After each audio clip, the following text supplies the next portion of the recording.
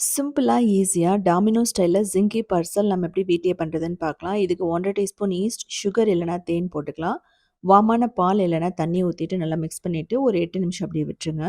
இது நல்லா பொங்கி வந்துரும். இதுக்கப்புறமா மைதாவோ இல்ல கோதும மாவோ 1 1/2 கப், உப்பு தேவையான அளவு போட்டு நல்லா மிக்ஸ் பண்ணுங்க. இதுலயே pepper, red chilli flakes, pasta seasoning, பீஸா சீசனிங் எது வேணாலும் போட்டுக்கலாம்.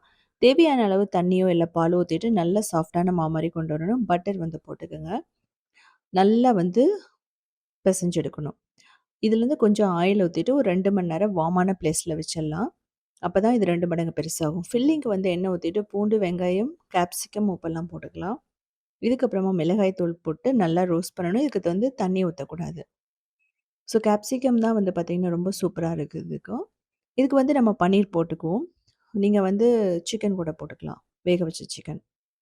இப்போ வந்து இதில மயோனைஸ் போட்டுக்கலாம். மயோனைஸ் அதுக்கப்புறமா red chilli sauce, tomato sauce இதெல்லாமே போடுவோம். எல்லாமே ஒரு 2 டேபிள் ஸ்பூன் போட்டுக்கலாம். பீஸா சீசனிங் இல்ல பாஸ்தா சீசனிங் எது வேணாலும் நீங்க போட்டுக்கலாம். 2மே ஃப்ளேவர் நல்லாயிருக்கும். ஸோ போட்டுட்டு 1 நிமிஷம் மட்டும் நல்லா மிக்ஸ் பண்ணுங்க. எல்லாம் ஒண்ணோட ஒண்ணு சேர்ந்து வரும். இதில வந்து சீஸும் போட்டுக்கலாம். ஸோ இப்படி தான் இருக்கணும் ஃபில்லிங். இதுக்கப்புறமா 2 மணி நேரத்துக்கு அப்புறம் நான் வந்து பாஸ்தா சீசனிங் வந்து இதில போடுறேன். போட்டுட்டு நல்லா மிக்ஸ் பண்ணுங்க. ஃப்ளேவரே வந்து பார்த்தீங்கன்னா, அந்த டோக்கு நல்லாயிருக்கும். இதில நம்ம ஒரு 4 பால்ஸா வந்து டிவைட் பண்ணிக்கிறோம். சிங்கி பார்சல் அப்படிங்கிறது கொஞ்சம் பெருசா தான் இருக்கும். பன்னு மாதிரி இருக்கும். இப்போ இத வந்து திக்கா தேய்ச்சுட்டு, இதில வந்து சாஸ், ஃபில்லிங், சீஸ் வைப்போம்.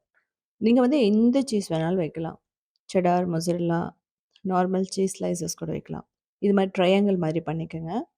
இத திருப்பி போட்டு திரும்ப லைட்டா வந்து தேய்ச்சுக்கலாம். சாஸ் வந்து நீங்க எந்த சாஸ் வேணாலும் வைக்கலாம். ஸோ இத வச்சுட்டு நல்லா சீல் பண்ணிடுங்க. சீல் பண்ணல அப்படின்னா, நம்ம பேக் ஆகும்போது பிரிஞ்சு வந்துரும். தண்ணிய தொட்டு நீங்க ஒட்ட வச்சுரணும். ஸோ இதே மாரி பண்ணிட்டு நம்ம பேக்கிங் ட்ரேல வச்சுருவோம். ஸோ இதில வந்து பார்த்தீங்க அப்படின்னா, நம்ம ஹோம்மேடு வந்து பீஸா சாஸ் கூட வைக்கலாம். ரொம்பவே நல்லாயிருக்கும். இந்த சீஸ் ஸ்லைசஸ் வந்து பார்த்தீங்கன்னா, டேஸ்ட் வந்து சூப்பரா இருக்கும். தண்ணிய தொட்டு எட்ஜஸ் வந்து சீல் பண்ணிடுங்க. ஏன்னா, நான் ஃபர்ஸ்ட் டைம் பண்ணும்போது அது பிரிஞ்சு வந்துருச்சு. இதெல்லாம் பண்றதுக்கு முன்னாடியே நம்ம ஓடிஜி அவனையே 250 டிகிரில ஒரு 10 மினிட்ஸ் ப்ரீ ஹீட் பண்ணிடணும். அதுக்கப்புறம் இத வச்சுட்டு வந்து பார்த்தீங்க அப்படின்னா, ஒரு 35 மினிட்ஸ் 180 டிகிரில பேக் பண்ணீங்க அப்படின்னா, சூப்பரா ரெடி ஆயிடும். குழந்தைகளுக்கு ஸ்நாக்ஸா